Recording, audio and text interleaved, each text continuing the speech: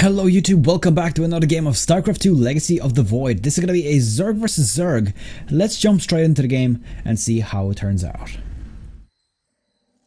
So on the bottom right hand side here we have got Strelok, who is actually, I believe, probably a Russian player, because Strelok actually means that shooter. That's how it translates to if you look at it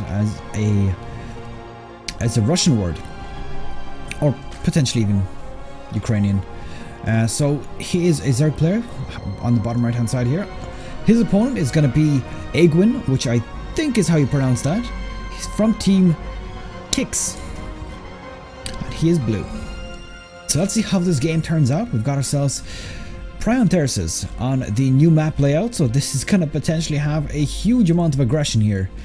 I mean, we've already got ourselves 16 to 17 supply, so it's not going to be a 14 pool, 13 gas. Or 13 gas, 14 gas, 13 pool, I mean. And there we go, we got the hatchery going down. And interestingly enough, Strelok actually went ahead and got himself the spawning pool first. Now, something to note that Blizzard did on this map is this gold base. Because it is now your natural and it's a lot faster to get to, a lot of Zerg players tend to, or a lot of players in general, just tend to expand straight out the bat, because it gives you a huge boost in the economy. Now, what he's done here is, instead of going for, 14 pool or whatever super early on, he went for that pool for the spawn. I seem to be having an issue talking right now. So he's basically gone for the hatchery right after the spawning pool, which means that he's just going to be a little bit delayed in comparison to Aegwynn up the top left, but he will have just a little bit less economy, while he does have a bit extra Zerglings, or at least faster Zerglings. Now, in terms of how much damage that is going to do to Aegwynn, not much. I mean, realistically, by the time those Zerglings would come across the map, then at that point Aegwynn will probably have 1 or 2 extra Zerglings anyways. So it is kind of a trade-off, really. It depends whether you're expecting your opponent to cheese you or not. Now, looking at this, Strelok has actually rushed straight into the Roaches here, so gonna see a huge amount of damage going out once he gets those out, because Zerglings are not great at dealing with Roaches. But the only difference is that if you get a bunch of Zerglings, they are quite good at surrounding Roaches, which they are kind of with every unit. But point is that Roaches, they can get overwhelmed quite easily by Zerglings, but at the same time they have so much health, so much damage, and I believe they start off with 1 armor as well, that they do survive against Roaches quite nicely if you have a group of about 4 or 5.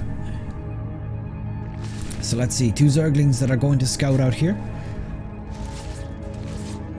Just going inside the base. Not going to see a whole lot, especially considering they just got destroyed, but the Roaches have been revealed. Now he's putting down Spine Crawlers. He's probably expecting some sort of all-in with Roaches, and Spine Crawlers probably going to be put down. Oh, looks, he's actually putting it at his gold base here. Obviously does not want to get any sort of timing push here, but at the same time looks like Strelok is not actually interested in moving out here immediately. He is building quite passively right now, getting himself the lair as well. No third base yet, just lair. And honestly, I don't know why he made 4 Roaches at the beginning if he wasn't going to make such, an aggressive push with them. Roachborn is gone down for Aegwynn as well, so at this point, if he moves across the map, then the Roaches are, they're going to be evenly matched at that point. But at the same time, what he could have been doing with these Roaches is, realistically, he just forced 3 Spine Crawlers. That's 450 minerals. Which is quite a lot, if you think about it. So, it really is interesting what exactly the purpose of the Roaches was, if he wasn't planning on attacking with them. Maybe he expected some sort of early Zerg aggression, maybe not. But looks like he's gotten himself 4 gases at this point. 4 gases could potentially mean Mutalisks. Looks like there's only 2 gases currently for Aegwynn, so no crazy amount of tech expected as of yet. Let's see what's going to go down here. He does have a lot of resources, Strelok, I mean. Well, not anymore, he just spent it all. Putting on the evolution chamber just to block off the ramp just a little bit. And I do wonder What is he going to do here? I mean, he's getting himself Glider Constitution. It's looking like one of those passive games where you just build up your army and then just finish it all in one push. And let's see, he's going, looks like he's going for an expansion as well. So he's moving out with his units and he's going for an expansion. Putting down a few Ravagers as well, just in case. He'll also be able to pick off a few Overlords with that as well, so that's pretty handy. It looks like 2 more gases have been put down. He's also getting himself a hatchery, and he's actually got a decent amount of minerals or gas stacked up already at this point. So I wonder, is he going to go for Mutalisk himself? He is getting himself a Spore Crawler inside the natural. So he is basically just putting it down as a just in case kind of situation. Not only is it protecting against Mutalisk here, kind of, it's not a huge defense since, you know, it should be in a mineral line, but it's also going to potentially spot out burrowed roaches, which could of course be a threat here. Let's see. Now, two drones gone down. There's a gold expansion coming out here, so he went a little bit more, not risky, but cheeky I suppose, since he's gone for double gold expansions. And here we go, roaches and ravagers on the way. Now he has spotted this with his overlord a moment ago. And actually look, there's actually a speed for overlord, that's quite interesting. There we go, this base is probably going to get denied. There's not a whole lot of units on Aegwynn's side. Getting that cancelled.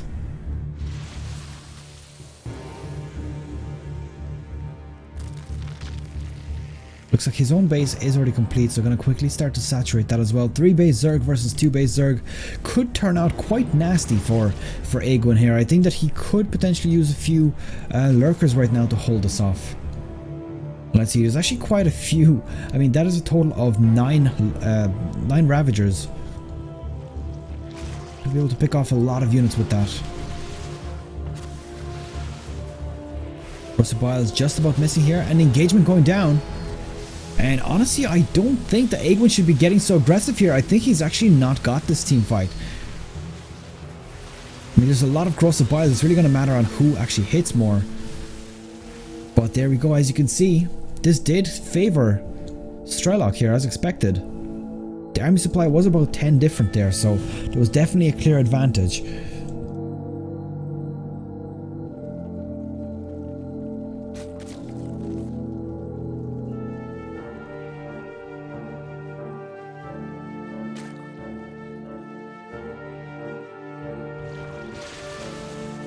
And let's see another engagement here in this occasion. I think it's actually the other way around. So Aegwynn does have this slightly better force here. A few corrosive biles do actually manage to hit there for Aegwynn. So doing pretty good here, managing to push him back 66 to 48. The patience has paid off. He did engage a little bit too aggressive earlier, but this time Strelok did stick around a little bit too long. He didn't reinforce his units fast enough. He does have 12 roaches on the way now, so once those do come up, he will have enough to fight this off.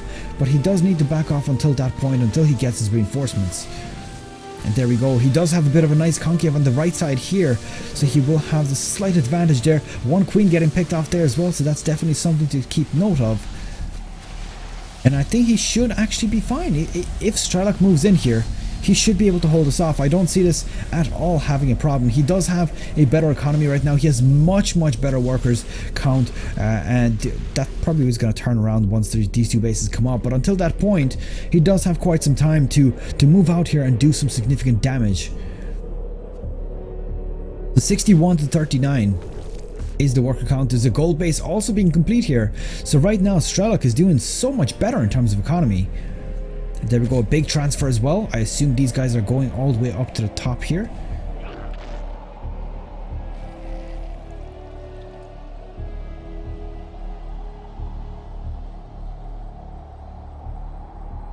And let's see. Army supply is slightly favoring Strelok, but a lot of that supply is actually all of these reinforcing units. So he definitely wants to wait just a little bit until he gets those reinforcements. 1 queen unfortunately getting picked off there. I think that he should probably avoid these spine crawlers at all costs and try to pick off this base perhaps. But we'll see what our players decide to do. By the way, I'm not quite sure if I mentioned this is a Grandmaster game. You might have seen it, I suppose, from the title. And it is a ladder game that I picked up. It was just a random game that I found. I thought I might as well cast it, and I do need to find another website as well for casting, because the one I have, I usually find about 1 or 2 replays per day. I need about 3 in total per day to be released, otherwise I will actually be falling behind on my casting. So army supply here is looking a little bit bigger for Strelok, but that is probably because of these Ravagers are a little bit bigger. So not quite sure how that team fight would actually turn not team fight, how that engagement would turn out. And I think right now it really depends on who actually goes for advanced tech first. I personally think that Mutalisk would not be a bad choice here, just to get them out and get a bit of harassment done. I mean, this middle line is super vulnerable, and there we go, another engagement going down. And I think that this is actually slightly favoring Aegwynn. And yes, he actually is heavily favored at the moment. I mean, he doesn't have the bigger army supply overall, but at the same time, his army right here is bigger. The reason for that, of course, is Strelok is actually building a bunch of roaches right now, so he's investing a lot of resources into that.